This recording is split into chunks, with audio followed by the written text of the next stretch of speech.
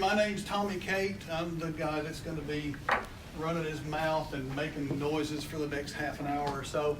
I'm from Somerset, Kentucky, playing a couple of bands there, played harmonica for a long time, have not played publicly for more than about 15 years or so. I grew up, I'm an old guy, so I grew up in the 60s and the 70s, and I heard all this old psychedelic stuff, and all those effects are floating around in my head. And so when I start playing harmonica, I love the harmonica. It's my favorite instrument in the world, and you can make a lot of great sound out of it, a lot of great sonic stuff out of it. But man, when you start exploring down that rabbit hole of effect pedals, you can add so much different sound. Okay, my notes. Introduction. So SPA is an all-volunteer thing. When you see people working with SPA shirts on, thank them, because everybody spent their money and their time putting this thing together. So be sure and thank all the volunteers. My very first SPA, my very first class ever was Michael Rubin. I think it was Beginner's Blues. If you know Michael's kind of a serious guy, and he stood up. The very first thing he said, "If you don't want to be in this class, you don't have to stay in this class." Okay, but what he meant was that this is for you, and then he explained, this is for you. So there's a lot of other classes, there's a lot of stuff going on. If you get 10 minutes or 20 minutes into this thing and it's not really what you're looking for, you are absolutely free. We're sort of in the South here, and I know everybody doesn't want to be rude. It's not rude. You get up and leave if you want to leave. So there's not a problem with that.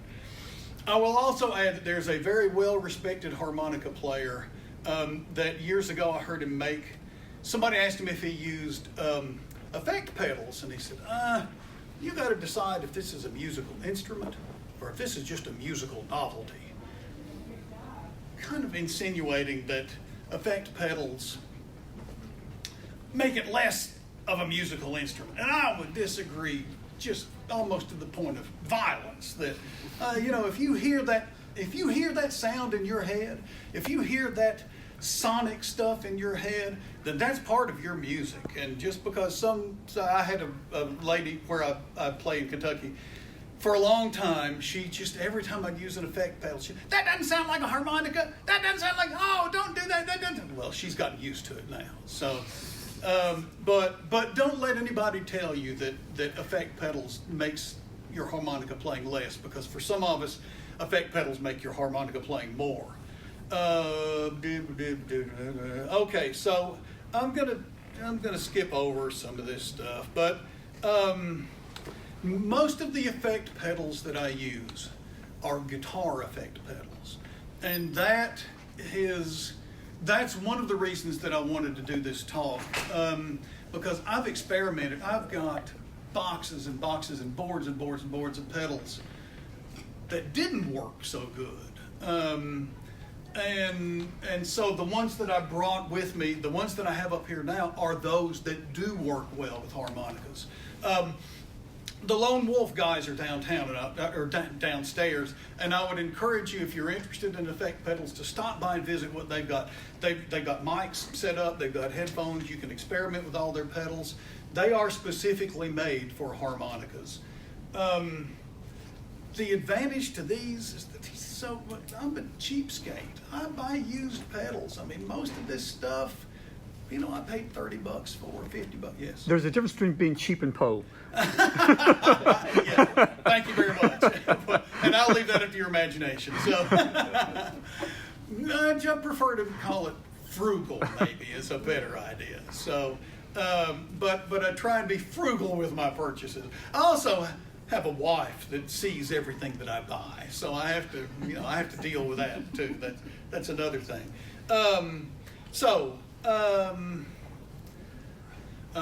not looking for that gritty breakup Chicago blues kind of stuff. So the bands that I play with typically, I hate to put them in a genre, but it would be Americana, maybe more than anything else. But we'll play an original, we'll play John Denver, and then we'll play Primus, and then we'll play Marilyn Manson, and and some Prince. And so it's a pretty wide variety of stuff. And it's because of that I had kind of assembled this box. This is the big box that I've used for years, kind of playing with that band. And it's got some wild stuff in it. We'll get to it. So, but we'll start out with just the basics. So this is an old set of Boss pedals that I bought from an old friend of mine who was kind of downsizing. He went to a little Line 6 box that he controls with his iPad. And it's a cool setup, but he didn't need these things anymore. So I bought all these, and they were my first adventure into the world of pedals. And it was a really, it was really useful because it taught me what the basics were. Okay, so on all of these things, I'm going to go through I'm going through the mic, into this.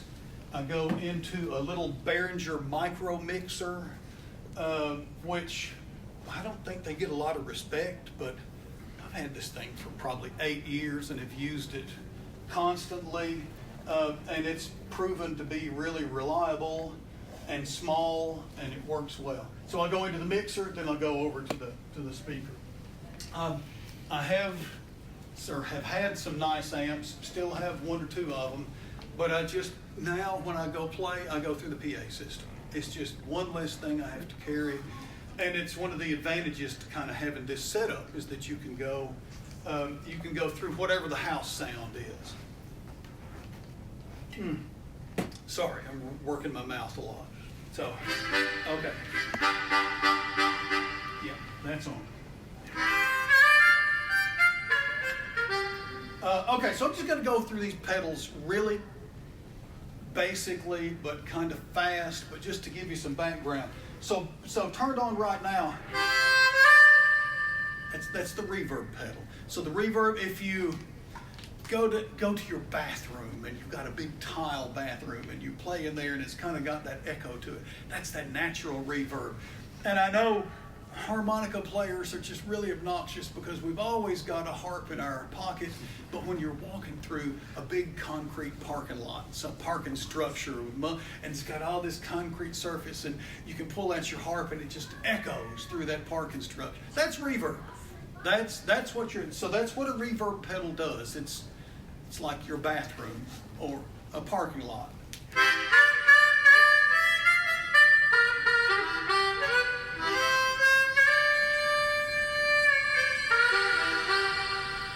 Like all pedals, you can overdo it. You can turn it on too much, which that's way too much.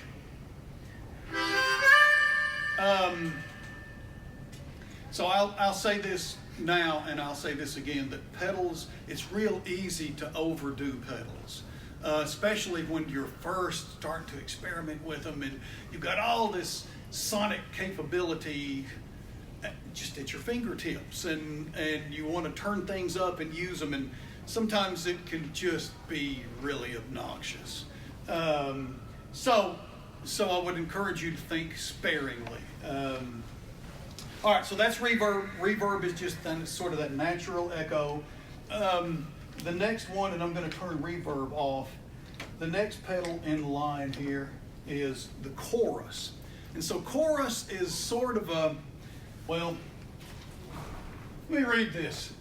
In a chorus pedal, the guitar signal is duplicated and the pitch changes slightly. In addition, the signal is also slightly delayed and then mixed back into the original. Okay. So it's just kind of like layering 2 or 3 layers of harmonica in on top of it.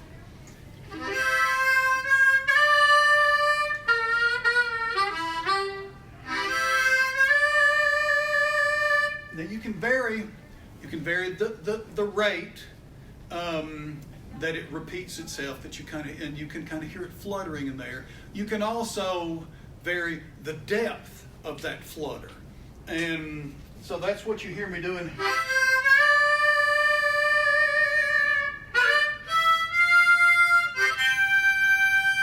It gets so deep you can't hardly hear it.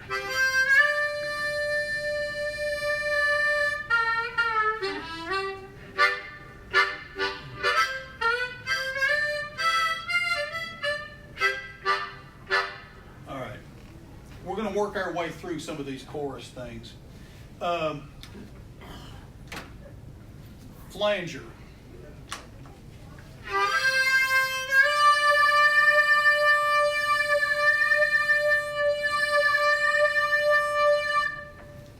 So when I think of flanger, I think of somebody swinging a speaker around my head, and it kind of, that wah wah wah. It's not a wah, but you can kind of hear what sounds to me anyway like somebody swinging a speaker around my head.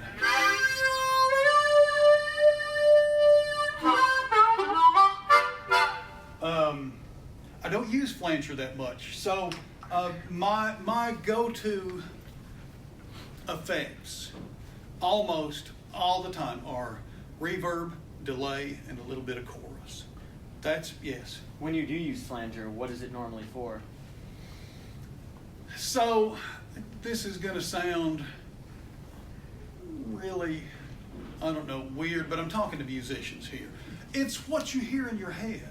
So there's a lot of songs that I don't, when we'll start playing, there's not necessarily something, I don't have a plan always. You just start pressing buttons until you get the sound you want? Yeah, and I just, if we're doing something that I think needs a speaker swinging around my head, I'll turn the flanger on. And truthfully, I don't use flanger that much. I use chorus a lot more than I use flanger.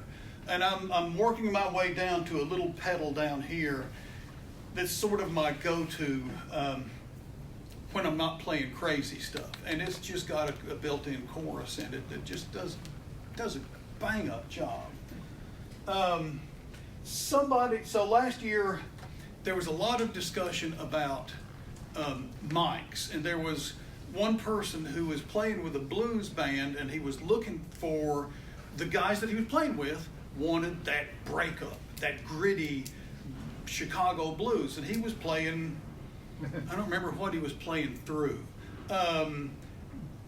It may have been an SM58, may have been something else, but he just couldn't get the sound that they were wanting, and he had asked me about a pedal that would do that.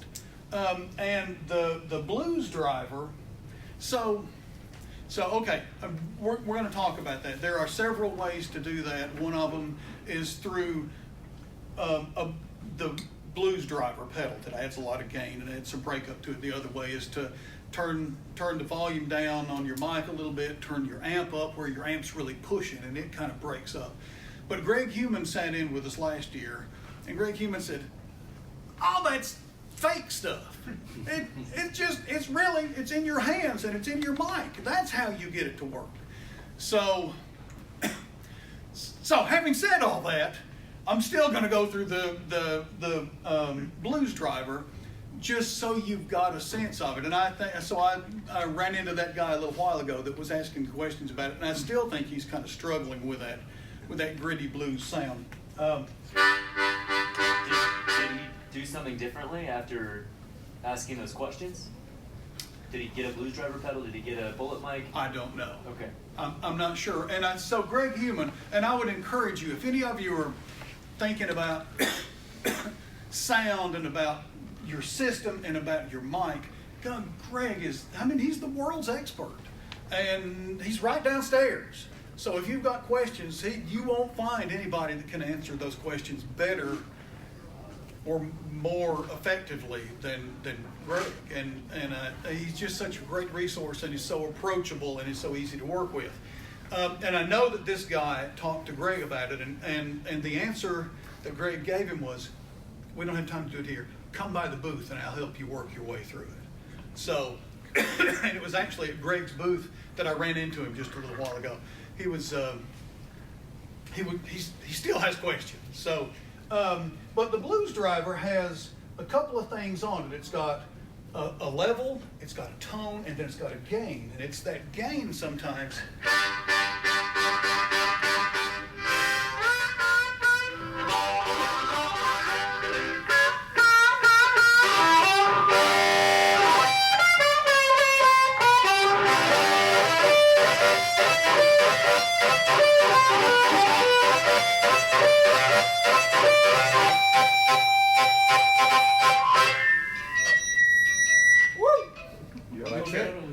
Yeah, huh? Which pedal is that? That's the blues driver. That's the it's a Boss pedal. So all of these pedals that I've just been going through are Boss pedals.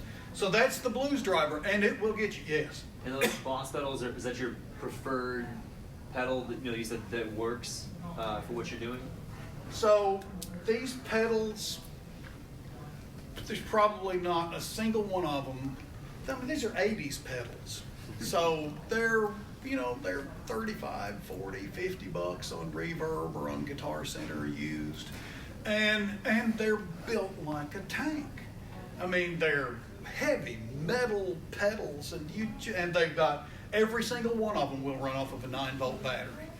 So they're just tough to beat. I mean, if you're so we were talking earlier before the class about the Danelectro pedals. You can get Danelectro pedals for cheap, and it's a good entry level to get on them and work and kind of see what you like and what works well.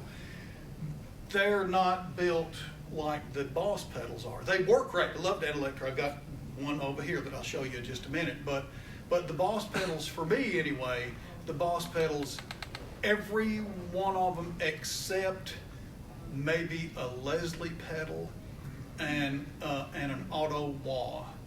Those did not work well with a harmonica. So they make a big Leslie, I can't forget what it's called, something 20. But it's a big Leslie pedal, and it's got a pedal control on it, and it just doesn't work well. For me, it did not work well with a harmonica. So there are a few, but there are a few Boss pedals that I don't recommend for this. But excuse me, the basics: reverb, delay, chorus, they work great with a harmonica. There's nothing magic about them. They're just built like a tank, and they work. Okay, so the blues driver, you can use so you see what I'm going through. This is not a little tube amp that I'm going through. I mean, it's it's a little Bose PA, but I can still get that breakup through it by using the gain in this blues driver. So if that's the sound that you're looking for, and you're having a hard time getting it through cupping, I got tiny little stubby fingers. I play with a guy in my hometown that's got these huge big hands, and when he makes this big cavity, and he's got this beautiful, I'm so jealous of that beautiful tone, and these little stubby fingers don't do any of that. So Greg's point was that's in your hands. You've got to cup that, and that's how that works. Not for me, it doesn't. But again, I don't play that style of music that often, so it's not that critical to me to have that breakup or that gritty sound. If it is to you, then the blues driver is a good way to do it. It works. Okay, I'm gonna move to the next set. Again, let me turn that thing off. Turn this thing on. Okay. Let's see.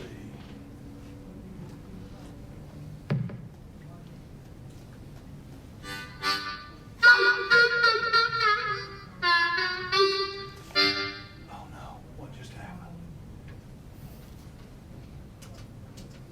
Oh, what have I done?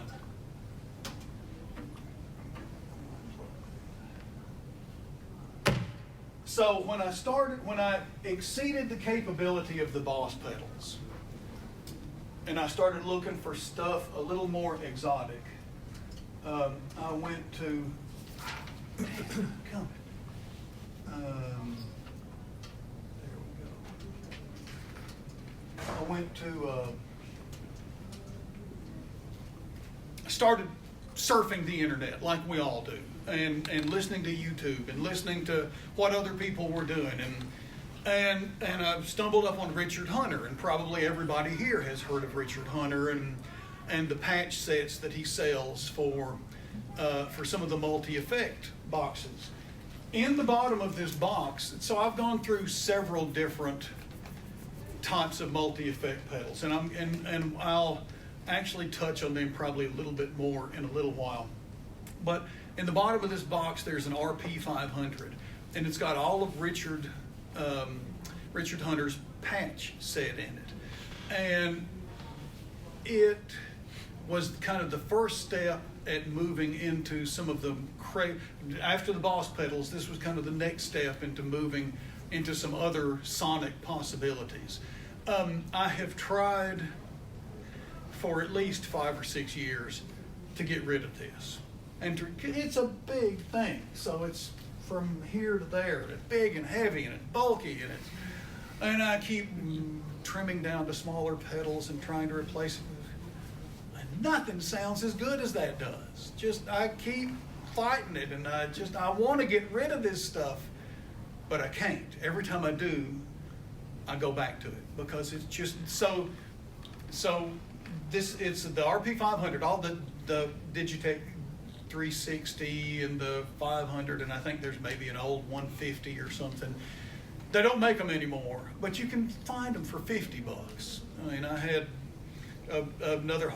two harmonica friends of mine that were kind of looking for this same sound, and we bought for $50. You can find one used on Reverb, and for $50 you buy the patches from Richard, and all of a sudden you've got all sorts of sonic stuff that you can do. So this, I mean, it's not a sales pitch for Richard Hunter stuff. I don't get any cut from Richard Hunter. It's really I'm good. just a satisfied customer. And so what he's done is gone in and programmed these digital patches that go into this RP 500 to do certain sounds for harmonicas. They're not guitar effects. They are harmonica effects. And I think that's probably why I keep coming back to them, because they're just, I can't find anything else that works as well as these do. So I'm going to run through just a few of these. This first setting is just a clean chorus with a little bit of delay and a little bit of reverb in it.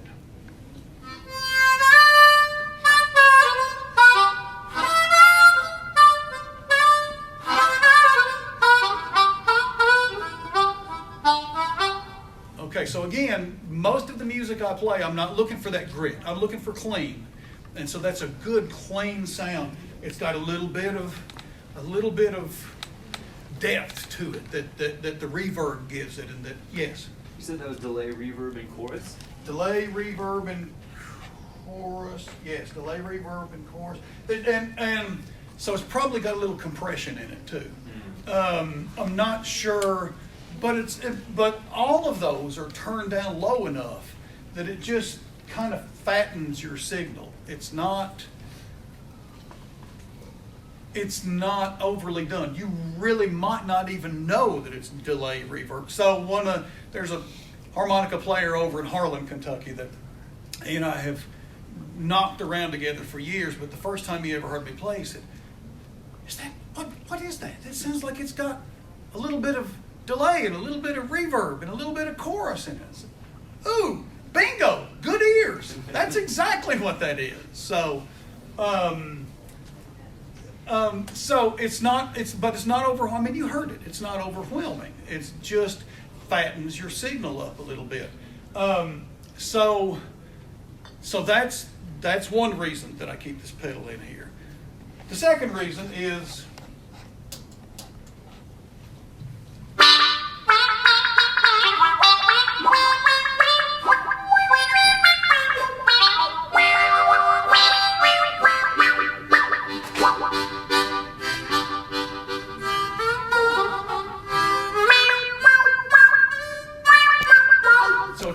there's an expression pedal here, and almost all of these effects you can change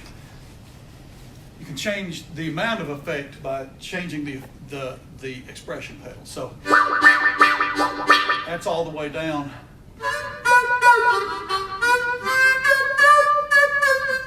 That's about halfway up. That's off. But so we were talking about this earlier, and about being able to use the hand wah versus an electronic wah. and obviously, as harp players, we have the ability to even these stubby little fingers. They don't do a great job of it, but sometimes, and again, to quantify or to maybe quantify when I would use that, I can't tell you. So I'll give you an example. We do Maggie's Farm. You guys all know Maggie's Farm. So we'll kind of do a long version of Maggie's Farm sometimes. It just turns into a jam. And every now and then, I can hear that. And I punch the button and turn that on. And it fits. And it's sonically what I hear in my head. Or gosh, I can't even remember who wrote the other. There's 2 or 3 songs that just need something like that. And so I've got probably, okay, so there's a wah pedal. I mean, you know what a wah does. And then a digital version of that does it sort of automatically is an envelope filter. And this is actually an envelope filter. It's called an auto wah, but it's an envelope filter. So I've bought, and I don't want to have to press a pedal. I want it to do it automatically like this, kind of depending on how hard I blow or draw, how hard I play the harp. That kind of controls the amount of wah. There's a whole bunch of auto wah pedals. And I've got probably 4 or 5 of them. And again, I was trying to get down to something smaller than this big thing. And I just can't find one that works as well as this. Yes? This is still the patched RP 500? Yep. Okay. Yep. So Donner, I'm sure all of you are on the internet, all of you are musicians, you probably get all that advertising stuff. And I started getting these advertisements for Donner pedals, the little cheap Chinese knockoff pedals. Well, some of them I really like. And they have this tiny little thing, it's just about that big by that big, that's an auto wah. And I thought, oh, that's perfect. That's just what I want, something little bitty. And it works great until you pair it with other pedals. And then it doesn't work great. Then it doesn't work at all, actually. So that's what you run into a lot of times is finding things that play well together, finding pedals that fit with each other and don't step on each other sonically or electronically. Yes. Do you have like a philosophy on chain of pedals, like yes. reverb first? And I'm glad. Yes, thank you for asking that because I meant to mention that, and let me wet my whistle a little bit. So for me, what I've found out is anything that shifts the pitch, be it a whammy pedal or a pog, that needs to be in front. Because if you can shift the pitch and then it'll go through a delay or anything, or reverb or anything else, and it doesn't change the sound. But if you go through that delay or reverb and then try and shift the pitch, it gets really ugly. And it really is. Most of these pitch shifters, like the Pog, does a real good job of tracking the harmonic. It's a guitar pedal, but it does a great job of tracking the harmonica, and the sounds that come out of it do really well, unless it's got some distortion to it, like a reverb or a delay, and then it does not track cleanly. So pitch shifters first. So pitch shifters last in the event? No. First in the chain. Pitch shifters first in the chain. And then delay and reverb and other things after that. And so I had a discussion with the guys down at Lone Wolf before I came up here. We were talking about pedal order. And the guy, the young guy down there, and I can't remember what his name is, but he very wisely said, try it. Just experiment. You know, you put a pedal first and then put others. And he said, I can tell you, but what sounds right to my ears may not sound right to your ears. And so what I'm telling you is what goes in Tommy's old deaf ears. That when I had these pedals late in the chain, it was terrible. And so they're now early. So I come in, this is a Samson, I can't even remember what it is. An old Samson Airline 77, I think. It's a fabulous wireless package. I can walk literally 300 yards away. I can walk so far away that I can't really play because the sound is delayed. There's so much delay between when I play and when I hear it that it makes it hard to play in time. So it really does a fabulous job. I've got some other little wireless XLR things that work great. I paid $100 for them, and you know there were cheap Chinese things. But if you're just standing here, it works great. I like the wireless because you can see them. Well, maybe you can. I get kind of spastic when I play, and I like to be able to move. And if I'm playing up against a guitar player or a keyboard player, sometimes we just get right in each other's face and play. And the wireless lets me do that without stepping on something and unplugging it. Okay, so I got sidetracked to talking about chain. So I go into the mic, into this box, into the whammy, into the POG, down to the RP, back up to the delay, and then I've got the Mel 9 is the last thing. I've kind of got an open spot up here where I occasionally put weird pedals depending on what we're doing.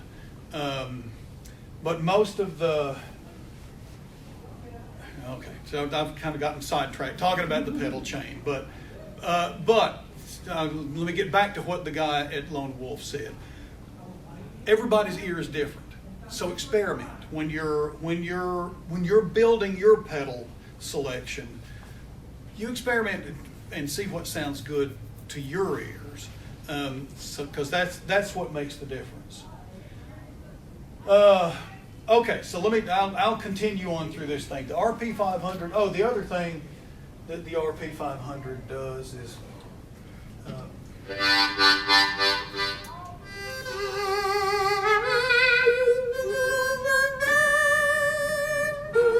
So that doesn't sound much like an organ.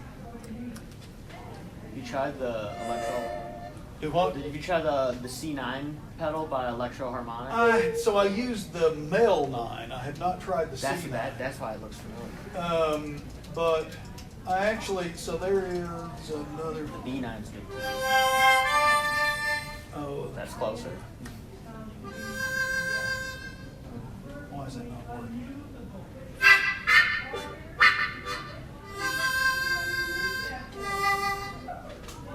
Well, so I was trying to show you.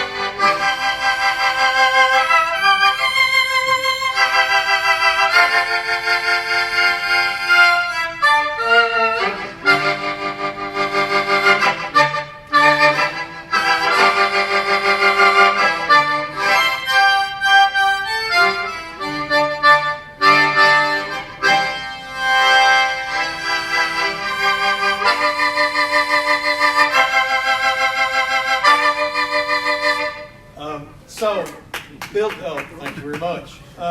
So built in to Richards Hunter's patch set is that Leslie effect, that you can speed up the rotation, slow down the rotation, and then you can add a little POG into it, and you can, yes. What was that? Like the Leslie speaker inside of a rotary organ? Yeah. Okay. Yeah. Yeah, exactly. And so that's what. So you remember I mentioned a few minutes ago the Boss pedal that was a Leslie Effect pedal, and it had all these things you could vary in it, but it just wouldn't fit a harmonica, and that's why I kept this big, huge, heavy box in here, because I can get the sounds that I want out of it. It is written for, those patches were written for a harmonica, so yes. Can't you load those patches into one of the smaller RPs and save yourself the space? Absolutely, and I'm not quite there yet, but this is the little Zoom G3. Richard also writes patches for the Zoom G, and I'll, How much is that? oh, I don't ever pay more than, well, I paid a lot, paid way too much for this pedal. Everything else up here I bought cheap. 50, 75 bucks, maybe, something like that. Again, this is old technology. And there's probably, I think I saw something recently where there's a new, smaller Zoom multi-effect box that he writes patches for. My only issue with that's the Zoom G3. It doesn't have an expression pedal on it, so I can't speed up and slow down like I can with the RP 500. And so Digitech also made an RP 360, which is a slightly smaller box, and it has the RP 360 XP has an expression pedal on it. I owned one of those, and I loaned it to somebody, and I don't have a clue who, and I don't have a clue where it is. So I would really like to have it back again, but somebody else is enjoying it somewhere. You gotta announce it to everybody. Who has my shit? Yes. In case somebody's interested, that is on Reverb, used for 120, and at Sweetwater new for 200. Okay, for the what? The Zoom? The Zoom Z3. Oh, really? Yeah. You can still get it? Yes. Okay. Now, was that, so on Reverb that's used then? Yes. For 120? Yeah. And I would encourage you to just watch if you're looking for some, because I know I didn't pay $120 for that thing. So, yes. The that thing that sounded like an organ a minute ago. Mm-hmm. That was just the Leslie speaker effect and nothing else, or It's the Leslie, so I turned on the POG. the Pog. Yeah, which gives it an octave up and an octave down. Oh, okay. So that's an octave generator.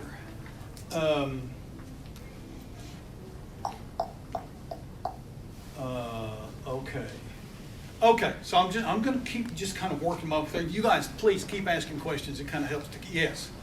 When you were talking about the Boss delay and reverb, how do you decide what the ratio is? That's what I've struggled with. So this may not be the answer that you want, but I just do it till it sounds good. I mean, I just adjust it to where it sounds. So I play in the praise band at church every Sunday morning, and some of our songs just need a clean harmonica. Some of our songs need more than that, and so I'll turn up the delay. Some of them are haunting melodies, and that little bit of added stuff in there, that little bit of extra delay or a little bit of chorus, really, for my ears anyway, sounds good. And so that's not really an answer to your Depends on the question. song. But I'm not sure. It's sort of whatever sounds good to your ears. And I would, and again, it's one of those things that you find that stuff out by experimenting with it, and experimenting and playing with other people and playing with whatever, and what you play, well, what Tommy plays in his basement, and I go out and sit in with somebody. It sounds great in the basement. When I go out and play with somebody, it doesn't sound so great. So I'm always having to tweak and adjust a little bit and fine tune. But again, I mean, they're pedals. It's just a little twist of a dial here and there. So it's not rocket science. But sorry I can't give you a really answer, but it's in your ear. So, okay, so we'll talk a little bit. Well, let me skip some of this stuff here for just a second. I'm gonna jump over now.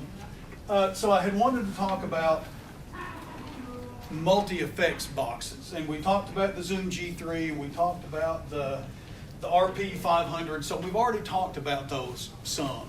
And I will add that. So I live in Kentucky, in a small town in southern Kentucky. I spent several years working on a project in Charleston, West Virginia, which is a really cool town. And there's a booming music scene in Charleston, West Virginia. And so I sat in with a lot of people, and I used the Zoom G3 for most of what I sat in with, because it was small, it's flexible, it has good sound, and it runs off batteries. So it runs off AA batteries. I think there's 6 AA batteries in it. And I had read somewhere where somebody said, "Oh, it won't go through a 2-hour set." Oh, maybe theirs didn't, but mine would go. Mine would go all night long. I never had a problem with it.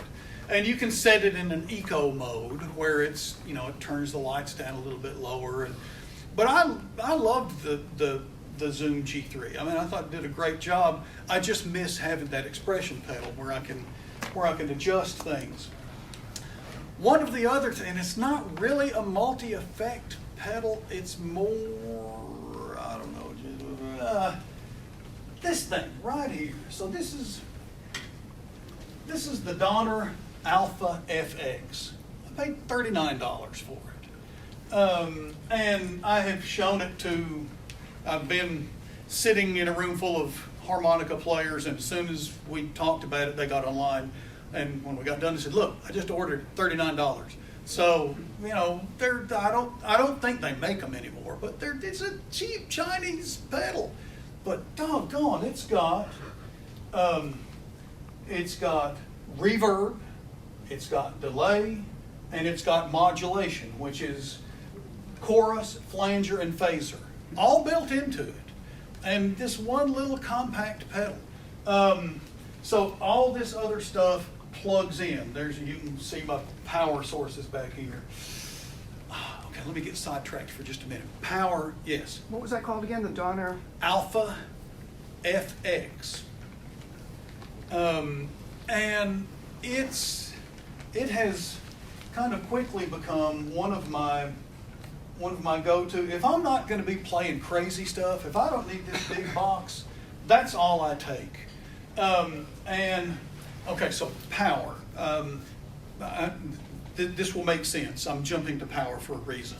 But when I used to power this stuff, I did it originally using the little one spot. These things, and you can get a daisy chain for them, and you can hook them all together. They do a great job, but it's 1,200 milliamps. But some of these pedals, they say they run off of 100 milliamps, so you should be able to hook 12 pedals up to it. You can't do it. It turns out it's a great source of power if you're just running 1 or 2 pedals. If you're running a big box, it's not. And so back here in the back, I've got a big power supply, and it's got everything has its own power. It makes things a little more complicated. It's a little more wiring, but it's great power. On this, I'm plugged in here, but this is I'm going to say this thing. That's a battery, a little 20 It's a milliamp. USB. Yeah. That it runs on a USB. Yeah. So, That's pretty cool. So if you get on Amazon, Thank you. If you get on Amazon, these little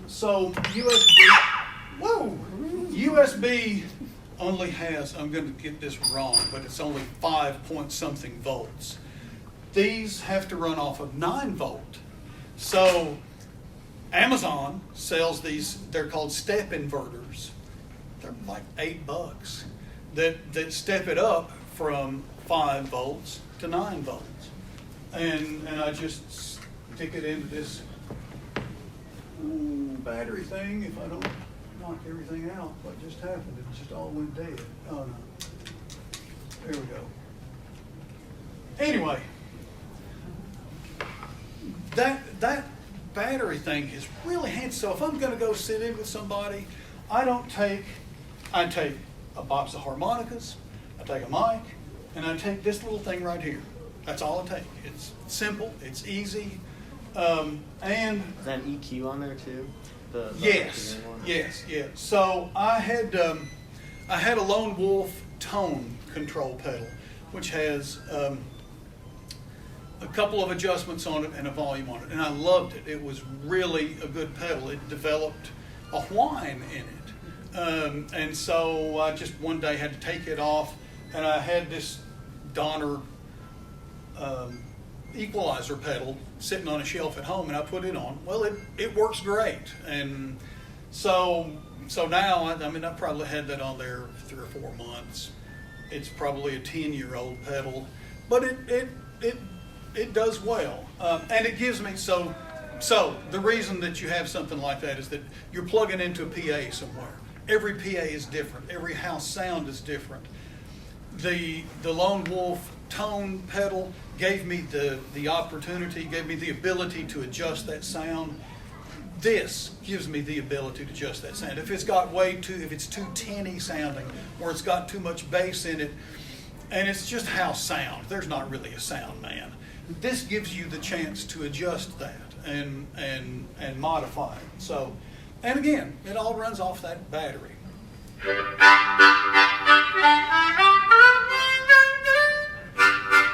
Oh, okay, so you remember the sound that we kind of had over here with that little bit of chorus and a little bit of reverb, a little bit of delay. Well, I've got the same thing now. And let me just turn it off so you can hear what it sounds like.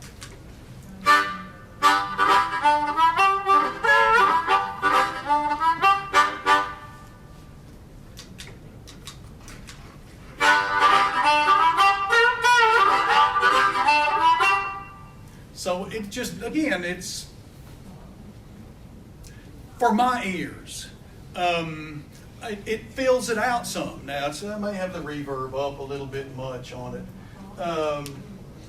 But it's a compact pedal that does a good job, and it gives you...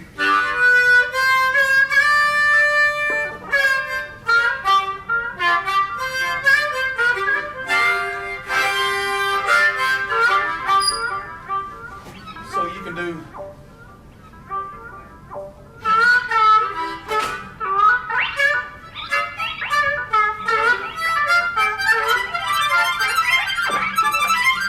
So you can do... You know, it's not... It doesn't have the flexibility that the big box Create a has. tone off of, or it's like they're recording. It's still going back. That's pretty cool. Yeah. So it's and that's a, you know, for something this small to have that ability, it's really cool. And then the chorus, let me.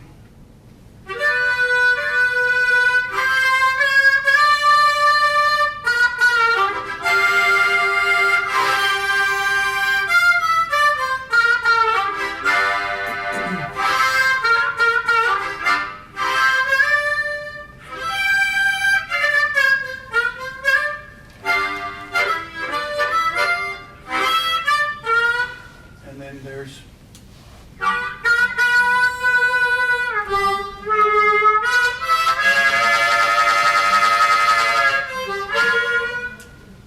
Phaser and flanger, and like I said, I don't use any of those. Most of the time I get the sound that I want just out of the chorus.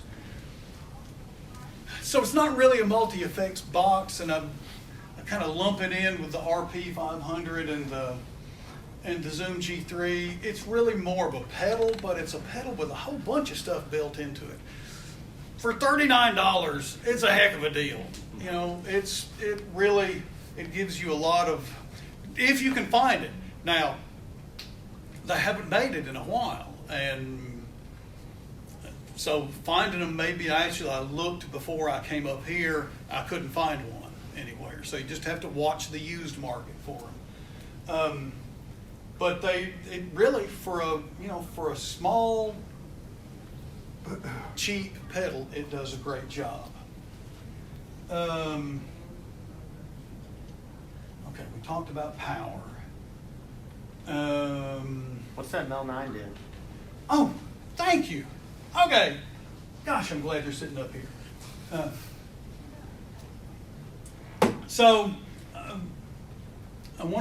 Let me talk about weird pedals a little bit, because again, it's that old 60s and 70s thing. I have a lot of that weirdness built into my DNA, so I just can't help it. The Mel 9. So there's an issue with the 9 series Electro-Harmonics pedals. I didn't know this, and after I bought this, I've had this pedal 5 years, maybe longer than that, and it worked flawlessly. And then all of a sudden developed a problem, and so I got online and started looking, and I think I have this straight. Don't take this as gospel, but Electro-Harmonics says to only use their power supply. Well, I don't do that. I got a power brick in here. But the Electro-Harmonics power supply, it hits it with instant full power. And there's some sort of a little micro switch in there that when you power it up, if it doesn't have instant power, that switch doesn't flip. And so the pedal, it's gotten to where it's not as dependable as it used to be. There are a lot of effects on it. Let me read through this. It's got orchestra, cello, strings, flute, clarinet, saxophone, brass, low choir, and high choir. And it may do all those with a guitar. It does not do all those with a harmonica. The only thing, so the choir worked sort of, and the orchestra works really well.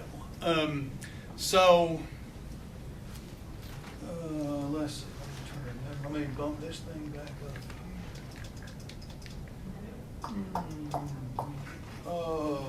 Set that down. Wrong mic. Let's get that one. I'm so glad you asked about this. What's it called again? A Mel 9. It's Electro-Harmonics makes it. Mel 9? And it's called a Mel, like a Mellotron. Oh, Mel 9. Yeah, Mel 9. So it's an emulator of the old Mellotron from the 60s. But have they fixed that problem with a new Mel? I have no idea. Just get the Electro-Harmonics power supply. It's bigger and it's I have it, freaking but I do what he does. I daisy chain it together for portability. I don't use their power No, supplies. you got Yeah. it. So Me the neither. question is, have they recognized that and said, you know what, we have a new Mel that you can take on the road with you, and it doesn't need an instantaneous You power just break supply. your shit and then you buy another. I wonder if they, Yeah. because they must know that by now. I'm sure they do, and I'm sure they say, that's why we said, use our power supply. Yeah, but So, it's, I don't know. I hadn't looked, and I almost got rid of the pedal, but it's still, I can get it to do a few things, and it's...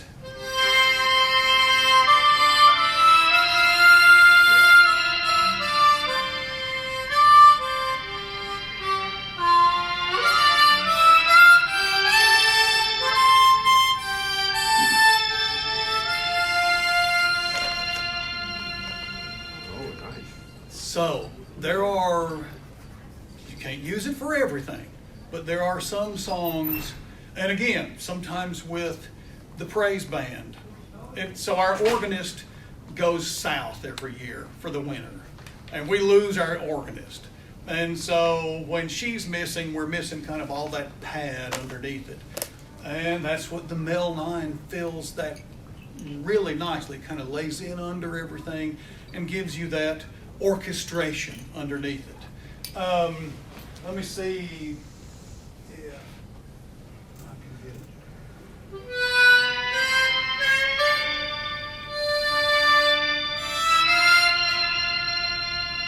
Now, so it's stuck on the orchestra.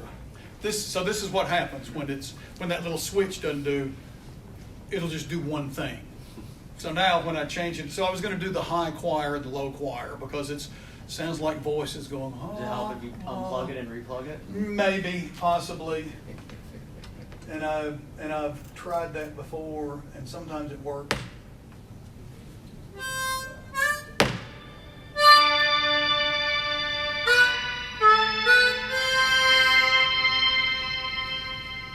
stuck on the orchestra. So I'm okay with that because that's really the only one that I use anyway.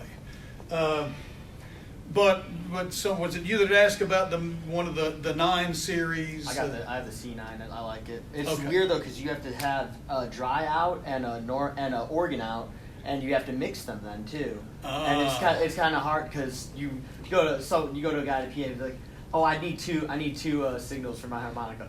They're gonna be like, go fuck yourself. Yeah. And I need access to your Wi-Fi password so I can adjust my dry and my organ. Go fuck yourself. Yeah. Well, and that's the thing is that and we're recording, so I have to watch your language. It's family friendly, please.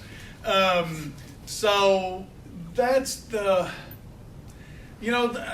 I don't know. That's the thing with some of these. I would love to have, and I would encourage you to look at this I like that. as that little mixer. If you've got to have 2 lines out, one of the things I didn't talk about, and I meant to. That would fix that. Yes, it would fix that. Yeah. So I used to run, back in the crazy days, I had this, I had a sampler, I had a theremin, and sometimes I had an electronic kazoo running through some effect pedals. What? That I would run into this, and I had one line that went to the sound. That's all. But I could control all of that stuff with that little mixer right there. So. Does that run on a battery? No, although it's 9-volt DC, so I could do the same thing that I've done here and run it off a battery. So yeah. But it's thanks again for bringing this up because one of the things. What time is it? 2:35. What time are we supposed to be done? 2:30, I think. Ooh. Okay. Didn't think I'm not about sure. that. Somebody look at the schedule because I'm not certain about that. Okay, this is what happens. I get talking. Okay, I got the 3-minute warning here. No, it says till 3. Till 3? Oh, okay. Oh, good.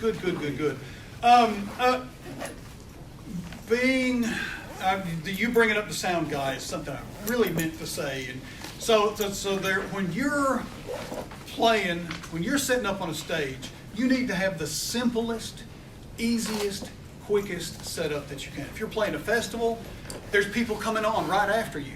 You've got to get on stage and off stage fast. It's your start. Yeah, exactly. I mean, so if you've got a whole bunch of stuff and it's complicated setup and you need 2 or 3 things, and then so when I'm playing through this box, I get done, I unplug, I put the cables in here, I close the box, and I walk off. Period. That's it. I've got, and again, I'm glad you mentioned it. Well, there's a DI box in here. Always carry a DI with you. Most of the time, the sound guys are going to give you a DI, but there will be some times when you show up and the guy's going to say, all I've got's an XLR. What? And you got a 1/4 inch coming out of this stuff. So as a courtesy to the sound guys and as convenience for you, always carry a DI box with you. You could get a tiny little adapter that will break but will work. Just that goes from 1/4 inch to XLR. I can carry extra ones of those. They break and they're pieces of shit, but there's some companies that have good ones too. Tom, I love you being up here.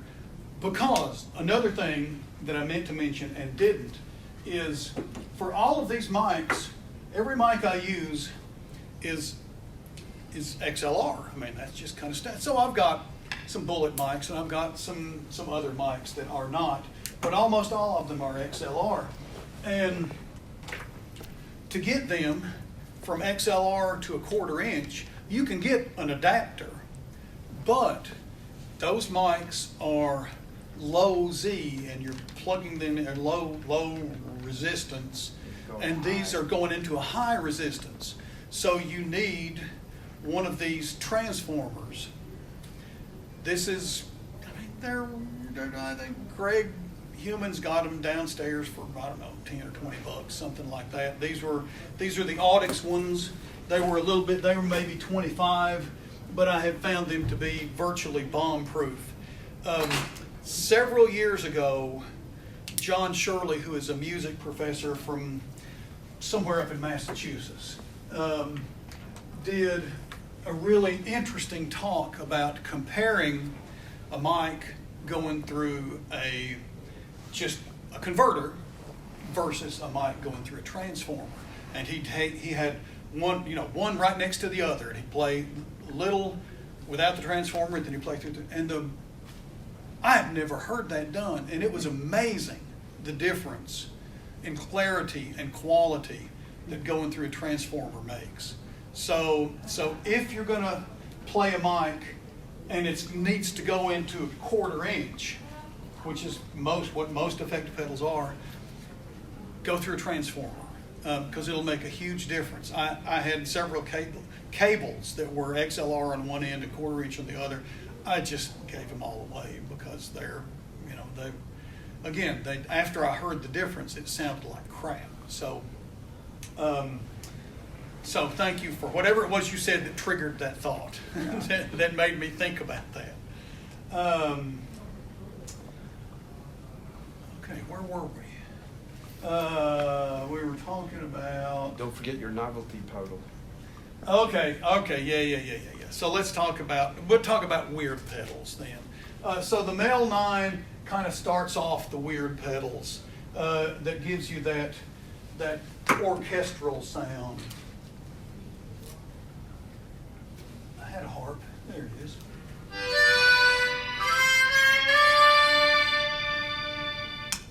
Also in this box is the POG. POG, it's an electro-harmonics pedal. It's called, POG is short for the polyphonic octave generator. So it just plays an octave up and an octave down. And it really, again, it's made for guitar, but it tracks harmonicas really well. It does a great job.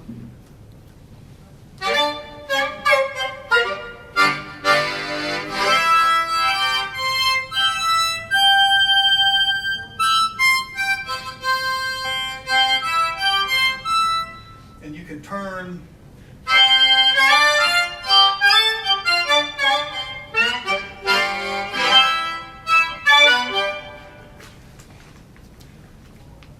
It's easy to overuse, but for 2 or 3 songs out of a 3-hour set, I'll use that in 2 or 3 different songs, and it really adds a neat dimension. And especially if you combine it with a little bit of Leslie rotary, it gives it that good Hammond B3 sound, that octave B3 sound.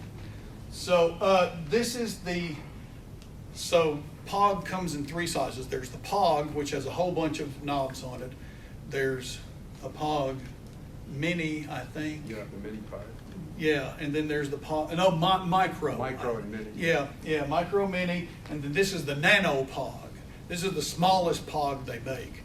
I was having problems out of my Mini POG. I thought I really didn't, but I ended up going to this little Nano POG. I can't tell the difference, and sonically I can't tell a bit of difference in them. And this thing's half the size of the bigger POG. So it's a great, useful pedal. Again, it just gives you some of that sonic stuff, some variability. And then another one that I use 2 or 3 songs a night. Now again, you just can't overuse this stuff. Is the whammy. This is a Digitech whammy. I can't remember. It's an older one, but I think it's so there's like a whammy and a whammy 2 and a whammy 4 and a something. I don't remember which one this is. But it's the one that has the dive bomb setting on it. And it's the dive, I just keep this on the dive bomb setting all the time because I can do.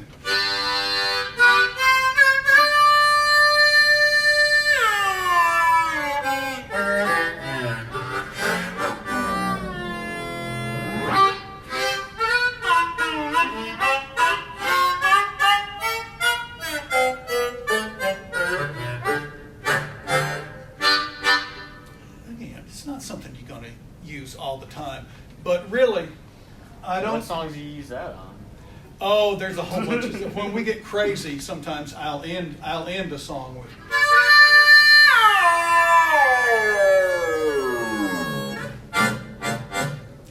I'll just end up with that dive bomb at the end of it. So but there's a lot of, well, I shouldn't say there's not a lot.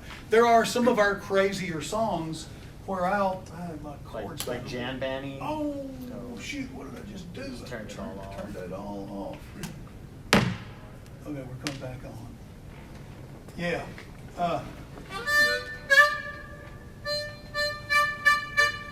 guess it'll work better if I turn it back on.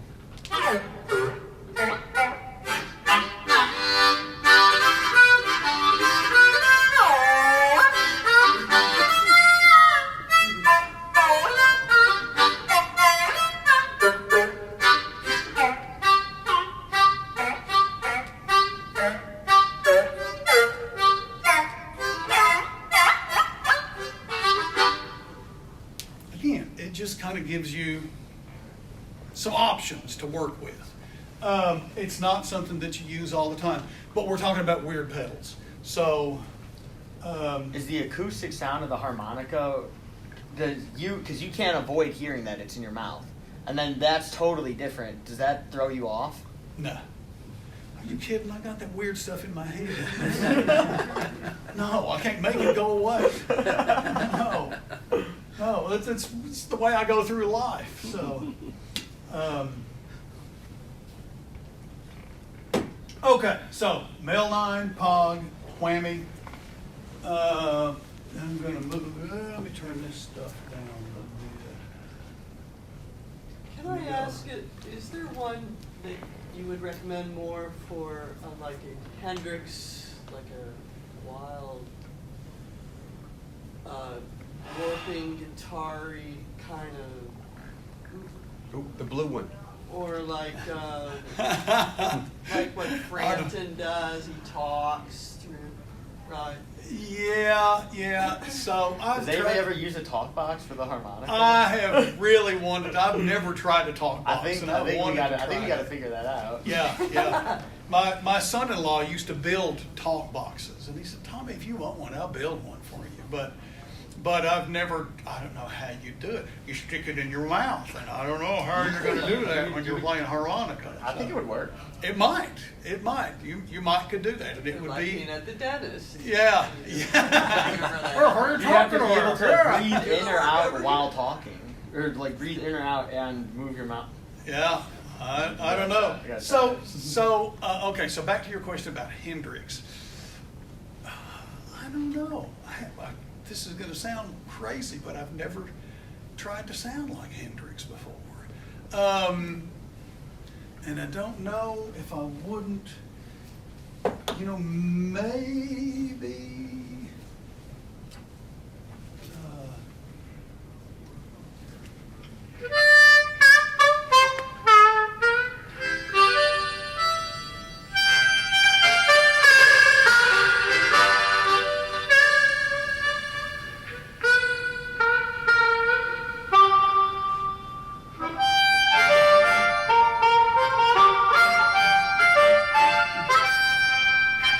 That's not it.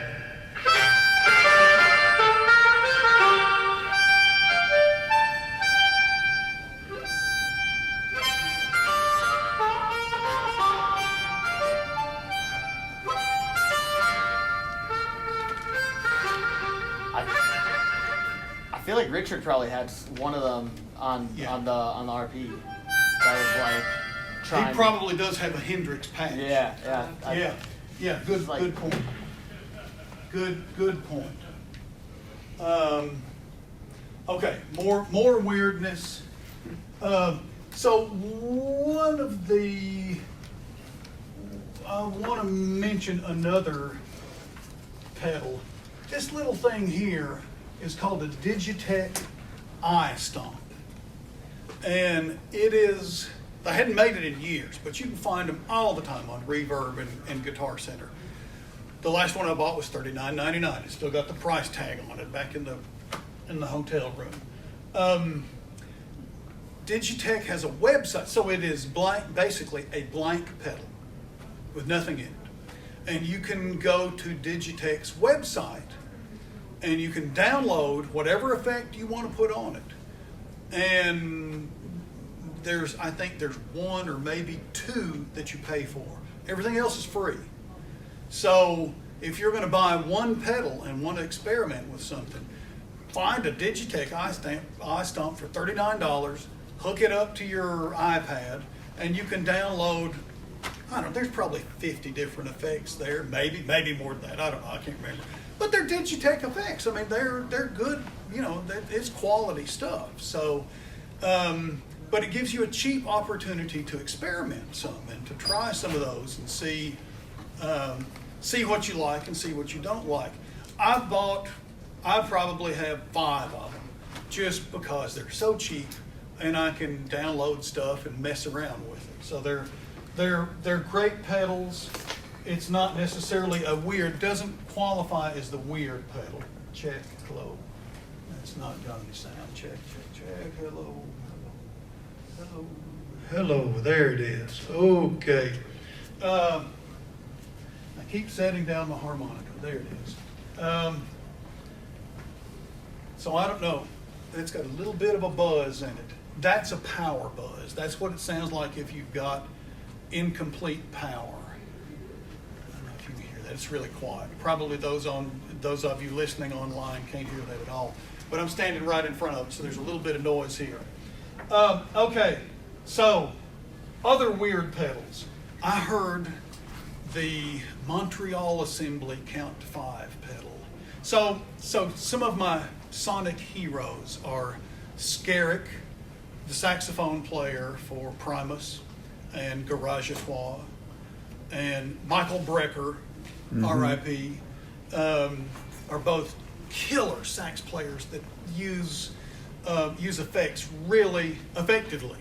And then Nels Cline, crazy guitarist. He plays for Wilco. He's the lead guitarist for Wilco, but he's the most insane guitar player I've ever heard when it comes to effect pedals. And then Bill Frisell. And I don't remember who it was. I think maybe it was Nels Cline that I heard use the Montreal Assembly Count to 5 pedal. And I had to have one. And they quit making them. So they got really expensive. And I thought, I have to have one. So I bought it. And 2 weeks later, they started making them again. And I could have gotten a brand new one for half of what I paid for this one. So it's been a thorn in my side ever since. But it's a crazy pedal. And while I had to have it, I haven't ever played a gig with it. I just couldn't find a place where it would fit. So let me just run through a little bit of it.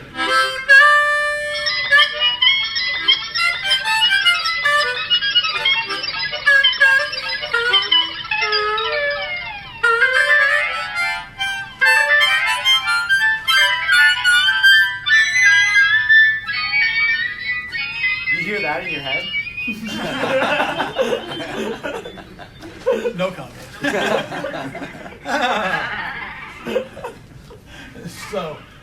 But it's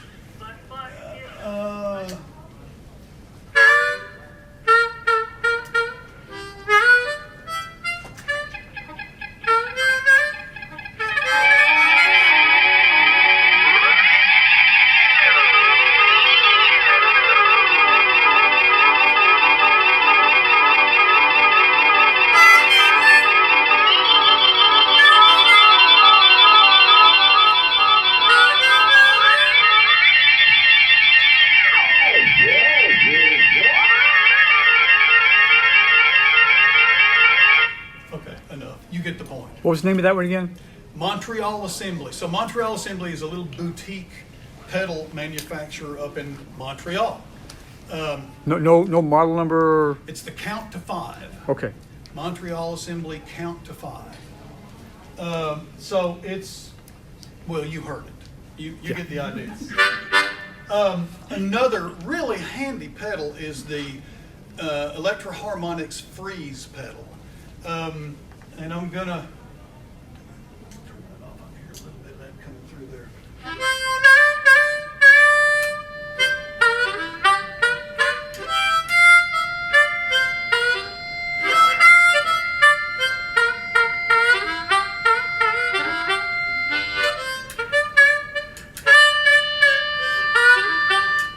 captures just whatever, that instantaneous, when you push that button, it captures whatever sound you're making. Do you have to hold it down, or You can. So you can set it on latch.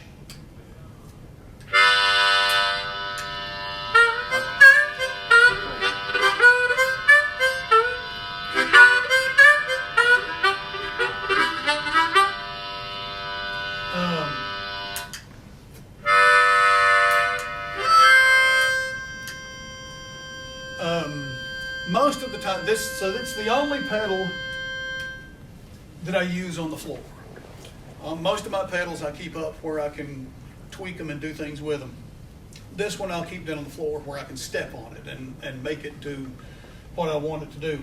It's really, one year we played a New Year's Eve festival, and the harmonica player was elected to play Auld Lang Syne. And so I needed a drone behind it to do that. And so I bought the free, but bought it used. I mean, it wasn't an expensive pedal. But it's really handy. I've used it a lot since then. It's a pretty handy pedal to have around for doing exactly that with. Okay. So one of my other favorite pedals over the years has been a ring modulator. And I've used it a lot. It's kind of a weird.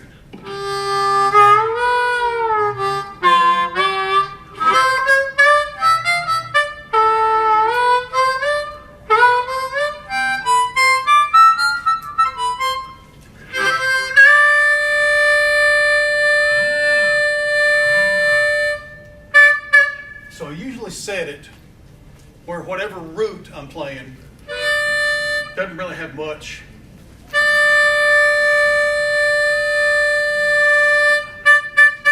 Set the frequency to about where I'm doing it. But then as you vary from that, this ring modulator gets crazier and crazier.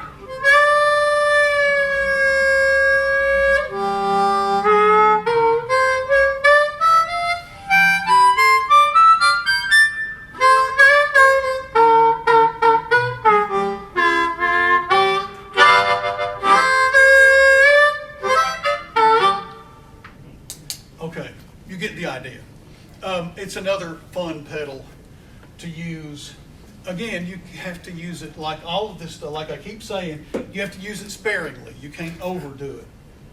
I've probably paid $35 for that pedal. I mean, again, it's not an expensive piece of equipment. The only other thing I have that I paid probably too much for.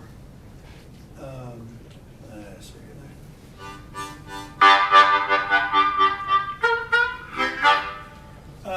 So Boss makes a whole series of looping pedals that, you know, you can go from a single looper to really complicated stuff like this. And this is a big, complicated pedal that I had, again, it's one of those things, I had to have it. If you've ever watched Rico Loop on at NAMM, if you haven't, look him up and watch what he does. Oh, gosh, it's amazing. And I had to have, well, I really hadn't used it that much. It's a lot of work. It's using a looping to get pedal. the timing right. Oh, that's the thing. That's supposed to correct for that, though. You could fuck up and you could adjust. It does some, but I can still manage to mess things up.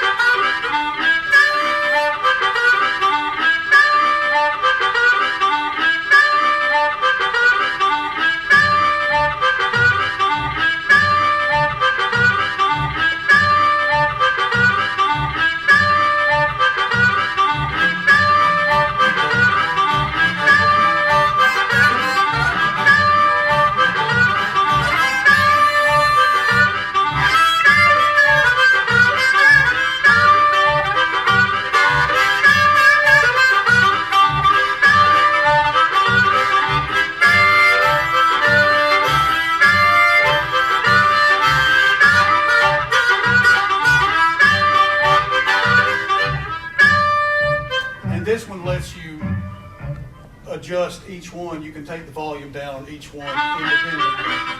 So it gives you some flexibility. But it also has like 100 different Boss effects in it.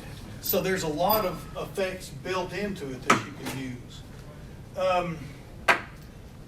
Okay, we're about out of time. I guess this will be posted within a couple of weeks online. So those of you that we're looking at online, good to see you guys. Wish you'd been here, but we're glad you're watching. Those of you that are here, thank you for being here. So any questions? Any last? Yes. Well, you mentioned earlier that most of these pedals are from a guitar. Yeah. And you mentioned your buddy had a Line 6. They make a Line 6 Pod Go where you can bring in pedals and adjust different things and program them and bring in all this other stuff. Ever used anything like that for harmonica? I haven't. What do you the Head use? Rush. I got the Head Rush. I have 2 versions of the Head Rush. It's great. Okay. Yeah, it's a huge touchscreen too. So there's buttons and stuff. Yeah, adjust, yeah. But it's a massive touchscreen, so you could just move stuff around. You could click on things. You could see the value. I really like the volume pedal. It'll show you like you're at 0 dB. I could set my swing of my volume pedal from like 0 to 9 dB. Okay. So I could have my pad volume where I'm just adding backing stuff, and I could visually see it moving up. Okay. With the like you could set. It's super customizable. Yeah. If you want to, we could talk. Yeah, because I have a Pod Go for a guitar, and I never thought of using it for Oh, it's great. Yeah. You can do a lot of shit. And if you watch Brendan Power's got all sorts of videos on doing. I at one time used my iPad for a little bit because of what Brendan was doing and the things. But I just wasn't comfortable with depending on my iPad. I want something physical that I can hold in my hand and do that with. Yeah. So, okay, my website is holyharmonica.com. If there's anything, so it's a long story, but that was a friend. So a friend did a review of an album we'd done, and she started the review out by saying, "Holy harmonica." So that's where Holy Harmonica came from. So anyway, if you feel free to email tcate@holyharmonica.com. You can find me there. I've got business cards up here. If you want some of them, you're welcome to them. Thanks for being here. Enjoy Spa. It's a great time.